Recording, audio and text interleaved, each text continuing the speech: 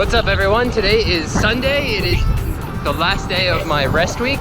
The previous 3 weeks had been like 15 to 17 hours, and so my friend Jen was like, hey, maybe you should try resting. So this week's been a lot more chill, and I appreciated that.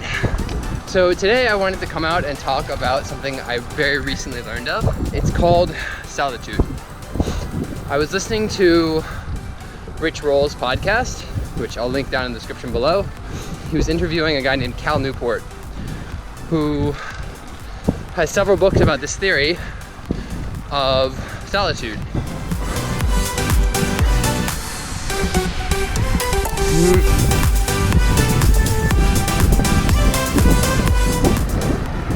Basically, solitude is being in a state of not having any input from other people. So that can mean whether you're reading, you're on your phone, listening to a podcast, whenever you have other information coming into your head, you're not in solitude because your brain is taking in information.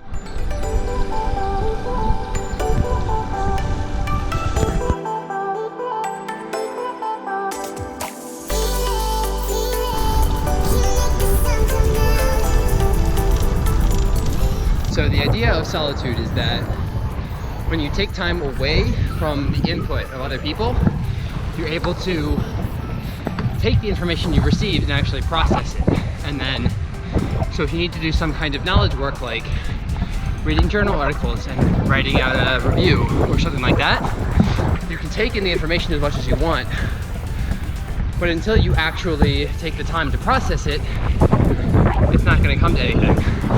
It's kind of like being a cyclist in a way, because you can train as much as you want, but you're not going to see any improvement until you actually rest. Let everything go. And that's something that I think is important to remember.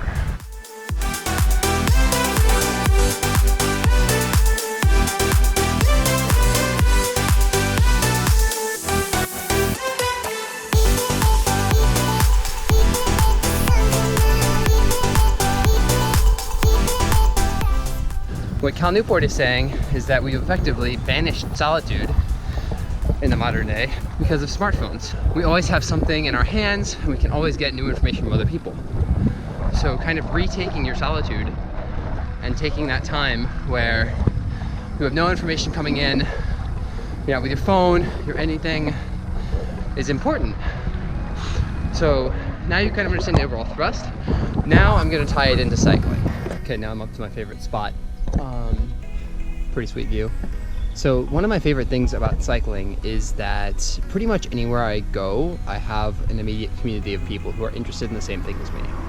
And that's awesome because I can immediately socialize and make friends, and that's a really cool thing.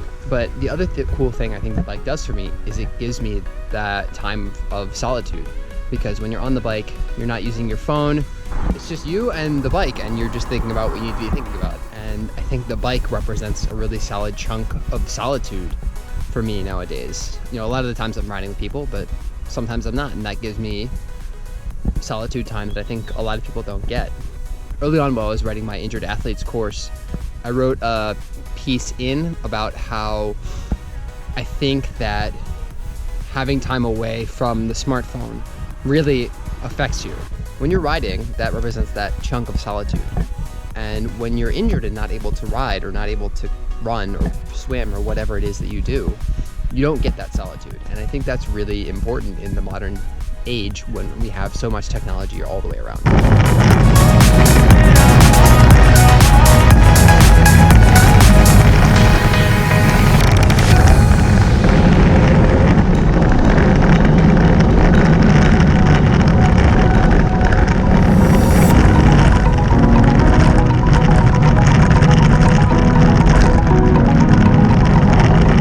So anyway, I guess what I'm trying to say overall is that doing some kind of endurance sport is like really good for your mental health because you can get a lot of socialization out of it, but you also get the solitude.